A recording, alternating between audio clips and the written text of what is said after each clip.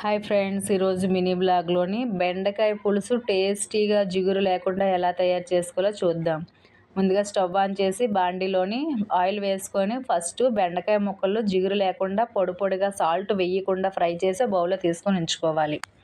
అదే బాండీలో ఆవాలు జీలకర్ర వేసుకొని ఫ్రై అయిన తర్వాత పచ్చిమిర్చి, పండు మిరపకాయలు బాగుంటాయి, ఆనియన్, కరివేపాకు, టమాటో, పసుపు, సాల్ట్, అల్లం వెల్లుల్లి వేసుకొని కాసేపు మగ్గించుకున్న తర్వాత మనం ఫ్రై చేసుకున్న బెండకాయ ముక్కలు వేసి మీ కారానికి తగ్గట్టుగా వంటకారం వేసుకొని కాసేపు మగ్గించుకొని మీ టేస్ట్కి తగ్గట్టుగా చింతపండు జ్యూస్ వేసుకొని 2 నిమిషాలు ఉడికిన తర్వాత 1 టీ స్పూన్ శనగపిండిని వాటర్లో మిక్స్ చేసుకొని ఈ బెండకాయ పులుసులోని వేసుకోవాలి. ఉడికిన తర్వాత మాత్రమే ఈ శనగపిండి మిశ్రమాన్ని వేసుకోవాలి.